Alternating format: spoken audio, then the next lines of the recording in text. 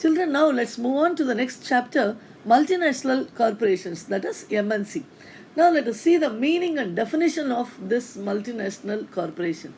A multinational company is one which is incorporated in one country and which had its branches in several other countries are called as multinational company.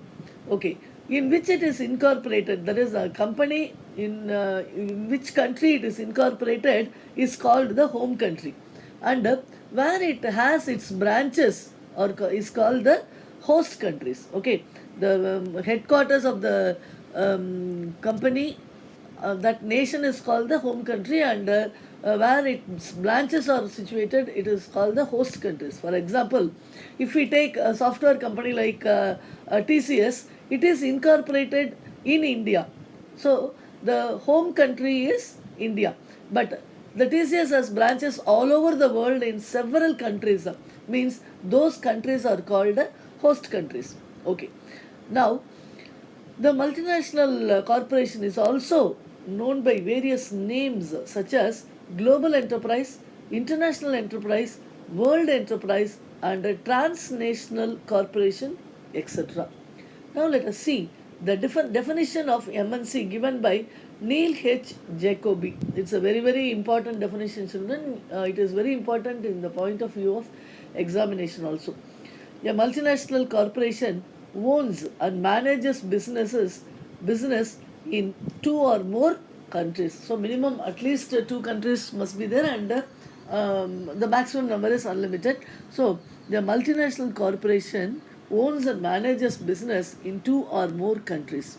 And another one small definition, MNC is defined to be an enterprise operating in several countries but managed from one country. So it's a very clear definition. Then the next one word is the oligopoly. So what do you mean by oligopoly? It is a market condition where there are very few sellers in the same product line. So some same product line means, for example, that is what is that picture tube of TV? We can say like that. So that TV picture tube is manufactured only in Japan, means Japan and some other countries only produce this picture tube, means so this is called oligopoly. Then global enterprises or the business organizations which operate in more than one country. Since they operate in more than one nation, they are also called as multinational companies. Now let us see the advantages of these MNCs. The first one is low cost labor. MNC set up their facilities in the low cost countries and produce goods and services at a lower cost. For example, this all the IT companies, they would have that headquarters and other things in foreign countries, but they would start the branches in the countries like India and China, because the labor, technical labor is available in plenty in India, and with the lesser salary they could able to produce greater things. So that low cost labor is the main advantage of this multinational company.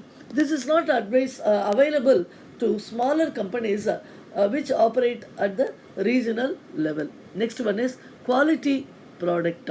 See, the resource, experience and expertise of MNCs, see, the sphere of research and development enables the host country to establish its research and development system in producing the good quality product. That is, because of their large scale operations, they could produce good quality products at a lower cost. Proper use of idle resources. See, in the worldwide, most 70% of the natural resources and manpower is not fully utilized to the optimum level, but these multinational corporations, they would exploit the manpower, the whatever that is the technical knowledge, whatever it is, from the each nook and corner of the world, so that the idle resources may be used effectively, which leads to improvement of these multinational corporations as also the poor countries. Then next one is improvement in the balance of payment position. What do you mean by balance of payment position? The balance between the imports and the export. If a country is said to be in a higher level, if the exports are greater than the import, likewise. See, that is while utilizing the natural resources and manpower of the downtrodden countries, these MNCs provide to the low, that is developing countries also, to improve in the national income and other things by improving the exports. Next one is technical development. MNCs carry the advantage of technical development to host countries. That is, they would employ all the advanced technology to the host countries. They would educate the people in those countries, and they would also improve their technically, they would also develop technically to produce goods in a smart and effective manner. So because of MNCs, poor host countries also begin to develop technically. The next advantage of MNCs is managerial development.